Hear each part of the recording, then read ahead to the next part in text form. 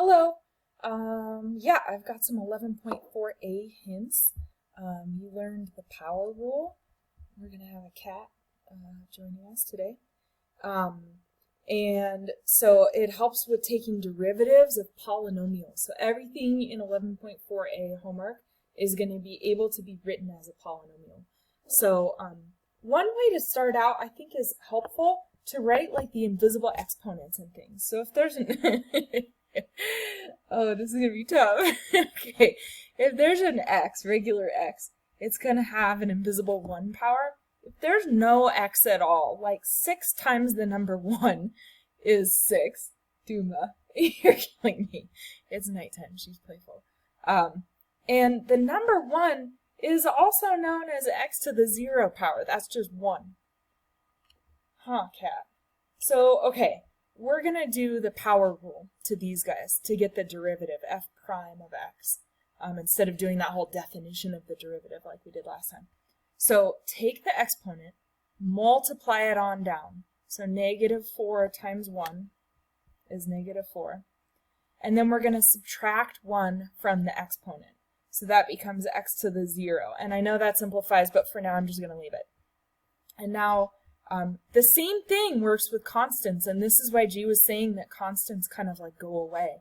If we take the exponent and multiply it onto the 6, 0 times 6 is just 0. And then there's going to be x to the stuff, but it doesn't really matter because 0 times anything is just 0.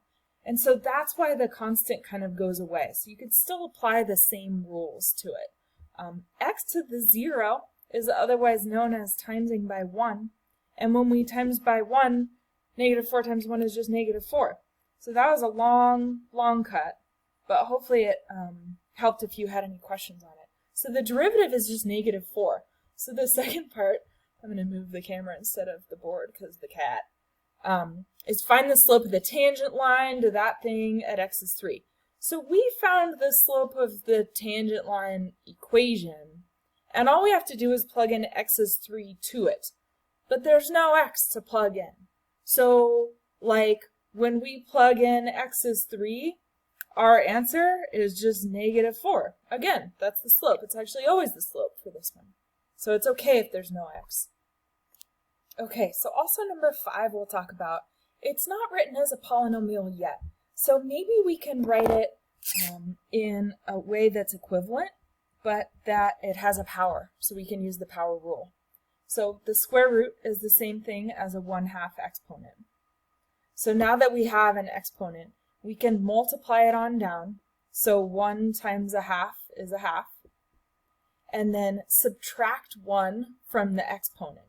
So a half minus 1 gets us all the way back to negative a half. So there's like the general derivative, general slope of the curve at any point.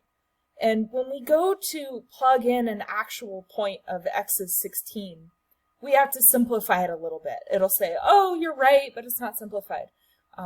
So we would do 1/2 16 to the negative 1/2 power. So let's remember a couple of power rules. Let's get the camera down. If it has a negative exponent, that means that whole thing that has a negative exponent can flip down into the denominator. So we could have 1/2, and then we could have 16 to the positive a half, and maybe there's an invisible 1 up there. Maybe you stuck it down with the 2, that's lovely. Okay, another thing to remember is changing root to 1/2 exponent is the same thing as changing 1/2 exponent to a root. So let's go ahead and rewrite the 16 to the 1/2 as square root of 16. Then we're like, oh, square root of 16, that's just 4. So now we have 1/2 times 1/4. Top to top, 1, bottom to bottom, 8. That's an answer that the computer will take. It'll accept that. Okay, the last hint's number 6. So again, it's not a polynomial yet, so let's give it a little change. Currently we have x on the bottom, just like in the last problem. We can move it to the top and just have it have a negative exponent. So it currently has an x to the positive 1. Let's make it f of x is 9 x to the negative 1. So now it's on the top normal level with the 9, but it has a negative exponent. Okay, now let's do the power rule. So multiply the exponent on down, and then subtract 1 from the exponent. So negative 1 minus another one is negative 2. Lovely, that totally works for the rule. When we go ahead and plug in a number, we'll do a little simplifying again. So it'll be negative 9 times negative 3 to the negative 2 answer, which is like not, or exponent I mean, which is not allowed as an answer.